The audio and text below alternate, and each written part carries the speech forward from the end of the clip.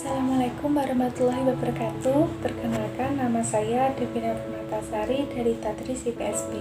Pada kesempatan kali ini saya akan menginterpretasikan naskah sumber arsip yang berjudul Moda Transportasi Tradisional. Perkembangan transportasi dalam perjalanan sejarahnya bergerak dengan sangat perlahan, kemudian berevolusi serta sehingga terjadi perubahan sedikit demi sedikit yang diawali dengan perjalanan jarak jauh berjalan kaki pada zaman Paleolitik. Aktivitas manusia menunjukkan bahwa selain berjalan kaki, manusia juga dibantu oleh pemanfaatan hewan dalam mengangkut suatu muatan yang tidak bisa diangkut oleh manusia. Arsip berperan penting sebagai memori kolektif bangsa yang dapat digunakan untuk memaknai suatu sejarah. Sumber arsip yang disajikan pada naskah sumber arsip merupakan khazanah arsip yang tersimpan di Arsip Nasional Republik Indonesia.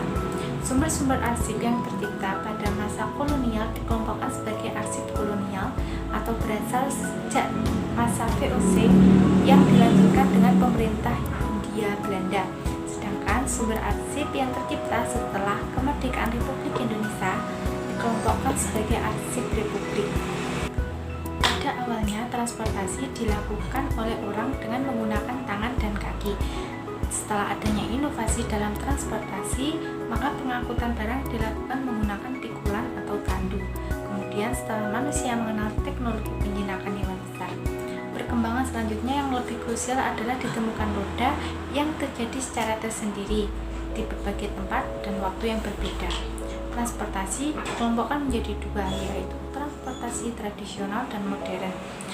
Jika transportasi tradisional masih menggunakan tenaga fisik, terutama tenaga hewan, sedangkan transportasi modern telah menggunakan tenaga mesin. Fungsi dan manfaat moda transportasi tradisional terdiri dari 4. Yang pertama yaitu di bidang pertahanan dan keamanan. Transportasi tradisional yang masih menggunakan tenaga hewan seperti kuda sangat berperan dalam perang. Di Diponegoro sebagai kendaraan atau tunggangan para pasukan perang.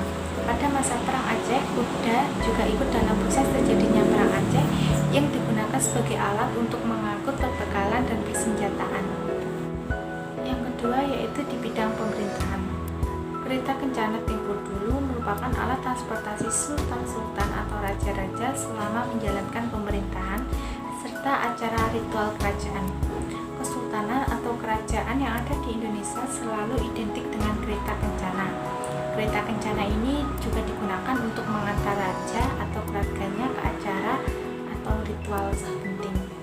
Yang ketiga yaitu dalam bidang sosial budaya.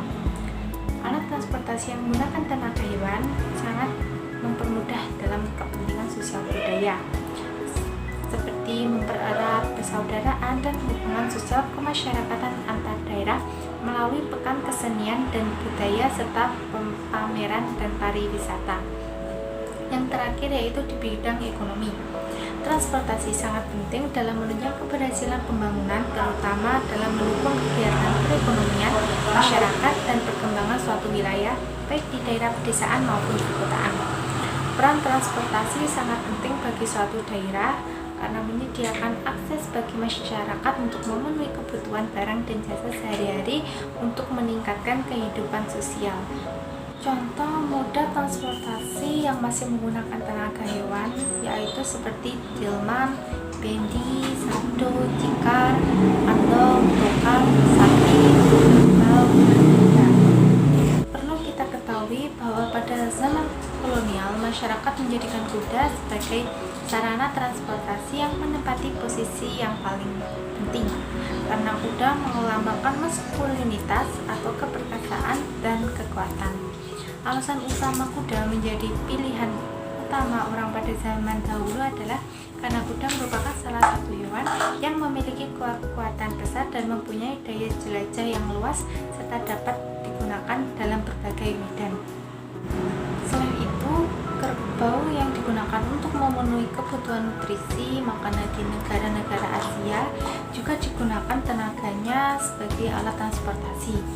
Selain itu, moda transportasi tradisional berkembang yang awalnya hanya menggunakan tenaga hewan secara tunggal berkembang menggunakan sarana gerobak yang kemudian tertarik dengan hewan-hewan tersebut, sehingga muncullah seperti delman, sador, dokar, bendi, serta ikan yang disesuaikan dengan fungsinya pada masa itu. Sekian dari saya, ada kurang lebihnya mohon maaf. Wassalamualaikum warahmatullahi wabarakatuh.